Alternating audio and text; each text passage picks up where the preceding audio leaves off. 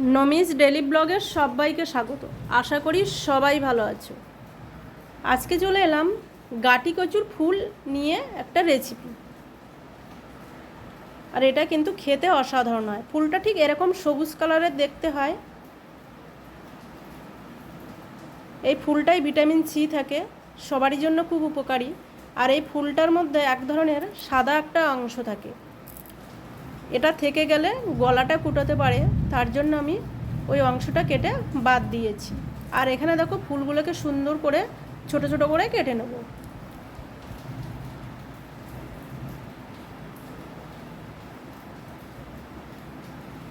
কেটে নেওয়ার পরে দেখো ঠিক এইরকম দেখতে হয়েছে।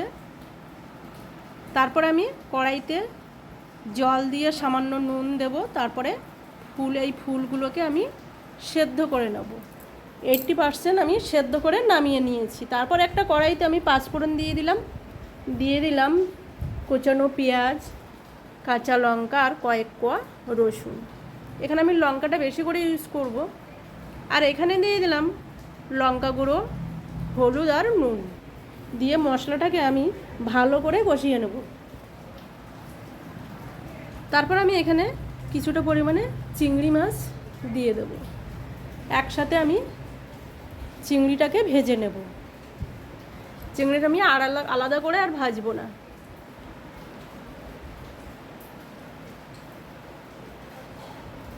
এখানে ছোট চিংড়ি দিলে আরও ভালো হয়, তো আমি ছোট চিংড়ি পাইনি, তাই এরকম একটু বড় সাইজের চিংড়িটা নিলাম। তোমরাও ঠিক এইভাবে ট্রাই করতে পারো, অসাধারণ খেতে হয়। আর খুব ভালোভাবে আমি কষিয়ে নিলাম। নেওয়ার পরে আমি সামান্য জল দিয়ে দিলাম যাতে চিংড়িটা সেদ্ধ হয়, যেহেতু আমি ফুলটায় আমি জল দেব না।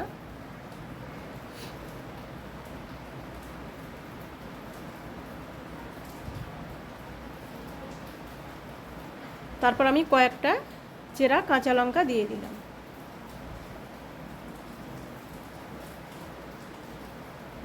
মশলাটা থেকে তেল ছেড়ে এসছে আর কালারটা কিন্তু অসাধারণ হয়েছে। এই মতো অবস্থায় আমি দিয়ে দেবো এই সেদ্ধ করে রাখা কচুর ফুলগুলোকে। দেখতে কিন্তু দারুণ হয়েছে আর খুব ইউনিক।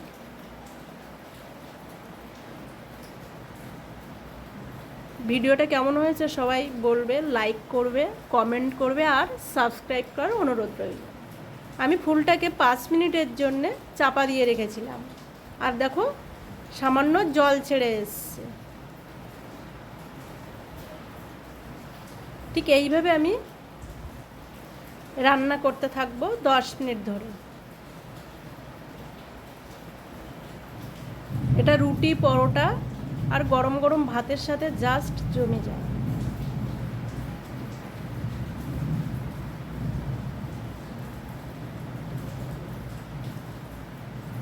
আর দিয়ে দিলাম এখানে আমি সামান্য লেবুর রস। যারা নতুন খাবে তাদের তো একটু গলা কুটোতেই পারে,